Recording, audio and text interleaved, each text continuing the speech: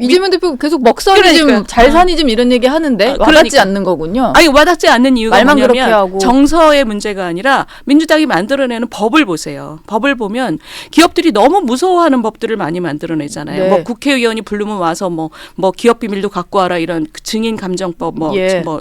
그리고 또 노랑봉투법 같은 게 어느 나라에도 없는 법이에요. 예. 불법 파업을 조장하는 법이잖아요. 네. 그러니까 그런 거를 막 만들어내는 사람들은 도대체 머리가 어느 시대에 어느 나라에 살고 있냐 이런 거를 젊은 분들은 잘 알아요. 왜냐하면 요즘엔 주식 투자도 많이 하고 네. 돈이 많아서 하는 게 아니라 자기 근로소득에 대한 믿음이 없으니까 요만한 돈을 가지고 굴리면서 하거든요. 해뜰 날을 기대하면서 그러니까. 넣는 거죠. 그게 그러니까. 뭐 투기 세력으로 근데 몰아가잖아요. 그러기도 과세를 해야 하고 된다고 며칠 전에 그러고. 민주당의 무슨 교육연수원장이 그랬잖아. 2030 지지율이 안 나오니까 2030들을 소외시키고 마르게 해야 된다고 그런 표현을 썼어요. 박구용 민주당 네. 교육원수원장이 우파를 지지하는 뭐 이런 청년들에 대해서 스스로 말라 비틀어지게 만들어야 한다. 그러니까 그게 뭐냐면 어떻게 정치하는 사람들에게 모든 국민은 다 중요하잖아요. 그러면 한 계층이나 세대가 자기들을 싫어하는 이유가 뭐고 그게 우리한테 무슨 문제가 있는지를 그걸 고칠 생각을 해야 되는데 예. 정반대로 그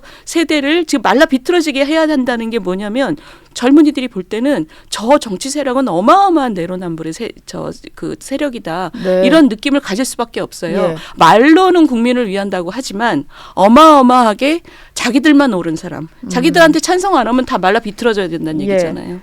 자기들에게 좀 우호적인 세력에 대해서는 좀 이게 잘 하는데 그렇죠. 나머지는 촛불이고 예. 미래의 등불이고. 원장 표현으로는 이런 우파 지지 우파를 지지하는 2030은 외로운 늑대다 뭐 이런 표현도 쓴 걸 보니까 아니, 그러니까 왜 외로운 늑대로 만들었는지 본인들이 그거를 들여다봐야 되는 게 정치하는 사람들의 본업이지요. 예. 근데 자기들이 뭐 하는 사람인지 모르는 거예요. 네. 그러니까 어떻게 국민을 보고 말라 비틀어지게 냅둬야 된다 이런 얘기를 해요. 근데 그게 저는 그런 분들이 되게 많은 것 같아요. 한두 분의 문제가 아니라 이렇게 나오는 멘트에서 본심들이 튀어나오잖아요. 예. 그러니까 그런 걸 젊은 세대가 굉장히 잘 캐치하고 있는 거죠. 그런 것들이 저런 여론조사에 좀 반영이 된다. 그게 밑바닥에 이렇게. 있는 것 같아요. 혹시 여의도 연구원에서도 저런 뭐 공표는 하지 않는 조사를 하시겠습니다만 좀 여연에서도 분석해 보시면 비슷한 여론 흐름이 나타나나요? 맞습니다. 저희는 뭐 여론조사가 주업은 아니지만 그래도 끊임없이 민심을 파악하려고 노력하는데 비슷한 그 경향이 지금 나타나고 있어요. 그 윤 대통령 쪽에서 대통령 국민 변호인단을 모집을 하는데 정말로 이제 변론을 할 수 있는 변호사 출신이 아니라 뭐 일종의 서포터즈 이런 거죠. 이제 뭐 그런 걸 모집을 하고 있는데 일단 좀 신청자 수가 꽤 많이 몰렸다고 하고 석동현 변호사 같은 경우는 2030 청년들의 관심이 좀 폭발적으로 늘었다 이런 얘기를 합니다. 그리고 실제로 최근 여론조사를 보면은 헌법재판소 탄핵 심판 과정에 대해서 2030 세대가 갖는 이제 불신도 좀 늘어나고 있거든요.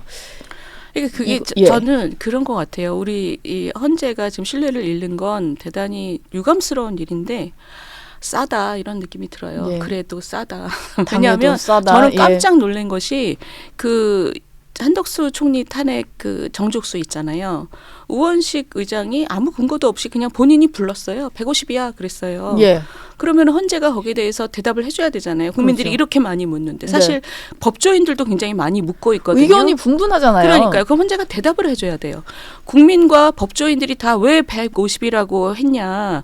뭐가 맞냐. 예. 그래서 제가 판사들한테 물어보니까 그건 쟁점이 아무것도 없기 때문에 헌법재판관들이 앉아서 한 번 회의하면 끝나는 문제라는 거예요. 네. 근데 국민들이 이렇게 궁금해하고 그리고 계속 줄탄핵을 할 수 있는 게 150이기 때문에 나라를 굉장히 불안정한 상태로 방치하고 있는 거잖아요. 예. 근데 대답을 안 해요. 네. 이 오만함은 도대체 저는 정말 국민들을 이렇게 깔봐도 되나? 이런 느낌이 들어요. 예. 근데 게다가 그 헌재 판관들에 대해서도 지금 막 얘기가 나오는 걸 보면 오늘 아침에도 보니까 그런 얘기 나왔더라고요. 그 헌재 소장이라는 분이 권한대행이긴 네. 하지만 그분이 무슨 음란물 계속 올리는 그 사이트에 계속 뭐 같이 있었다는 거잖아요. 네, 뭐 그런 글들이 예. 좀 있더라고요. 그러니까 예. 그게 뭐냐면 그런 음란물이 뭐 한 10년에 2,000건이 올라오는 곳에 있었으면 보통 사람 같으면 네. 나오죠.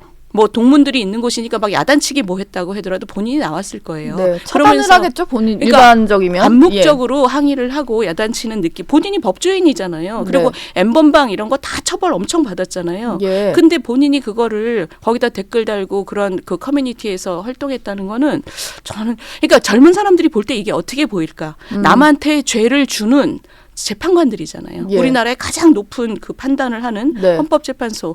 근데 이런 걸 보면 젊은 사람들은 참 그 뭔가 환멸을 느낄 것 같아요. 자기들은 뭘 해도 옳고 예. 남에 대해서는 그렇게 막 그 너무나 편협하게 판결을 한다. 네. 이런 느낌이 들지 않을까 싶어요. 사실 젊은 층이 공정에 되게 민감한 세대인데 그러니까요.